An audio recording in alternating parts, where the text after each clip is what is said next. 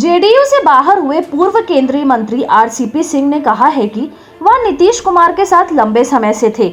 इस पर जेडीयू के राष्ट्रीय अध्यक्ष लल्लन सिंह ने सोमवार को पटना में कहा कि हमने भी उनका बयान सुना है।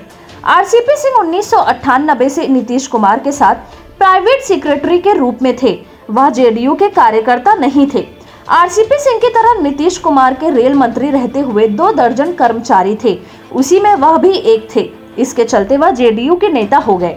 जेडीयू के नेता वह 2010 में हुए। 2009 में आरसीपी सिंह ने नीतीश कुमार के सामने इच्छा प्रकट की।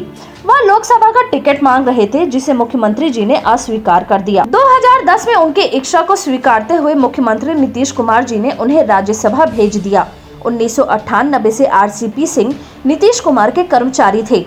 रेल मंत्री के 3 दर्जन कर्मचारी होते हैं, उसमें से वह भी एक थे। लल्लन सिंह ने आगे कहा कि मैंने कल ही कहा था कि आरसीपी सिंह अपनी मर्जी से केंद्र में मंत्री बने थे।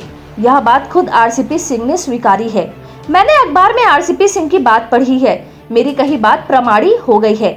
अरे भाई, बीजेपी तय करेगा कि जेडीयू का कौन मंत्री बनेगा। अगर बीजेपी जेडीयू का मंत्री तय करेगा तो यह तय है कि आप क्या कर रहे थे। मैंने जो बात कही थी वह सच साबित हुई। आरसीपी सिंह ने खुद स्वीकार किया है कि उन्होंने मुख्यमंत्री जी को सूचना दी थी कि बीजेपी ने उन्हें मंत्री बनाने का फैसला लिया है। इस पर मुख्यमंत्री जी ने कहा कि जब सब कुछ तय ही कर लिए हैं तो जाइए मंत्री बन जाइए। लल्लन सिंह ने कहा कि आरसीपी सिंह के प्रकरण के बाद जो परिस्थिति बनी है उस पर मुख्यमंत्री नीतीश कुमार ने विधायक दल की बैठक बुलाई है।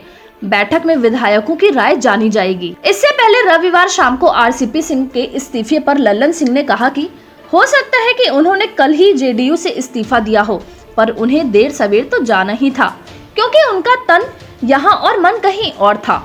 जेडीयू के राष्ट्रीय अध्यक्ष ने आरसीपी के बारे में कहा, वे सत्ता के साथ ही रहे हैं, न कि संघर्ष के।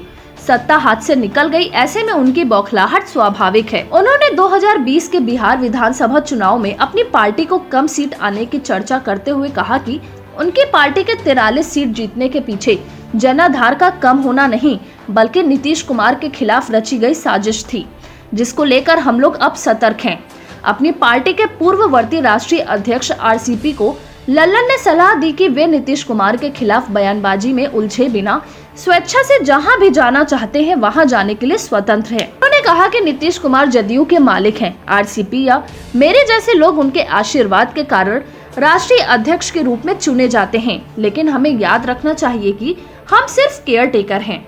लल्लन ने एक सवाल के जवाब में स्पष्ट किया, हमारी पार्टी लोकसभा चुनाव के बाद वर्ष 2019 में केंद्र सरकार में शामिल नहीं होने का फैसला लिया था। आरसीपी सिंह के डूबता जहाज वाले बयान पर लल्लन सिंह का पलटवार। बोले, नीतीश की जेडीयू दौड़ता जहाज। लल्लन ने कहा, केंद्र सरकार में शामिल नहीं होने का फैसला हमारे नेता नीतीश कुमार, जो उस समय पार्टी के राष्ट्रीय अध्यक्ष भी थे, सभी से राय मशवरा करके लिया था। 2021 में आरसीपी, जो उस समय जदयू के राष्ट्रीय अध्यक्ष थे, केंद्रीय मंत्री बनने के बारे में पूछे जाने पर लल्लन ने कहा कि इस बारे में निर्णय लेने के समय उन्होंने किसी से भी सलाह नहीं ली थी।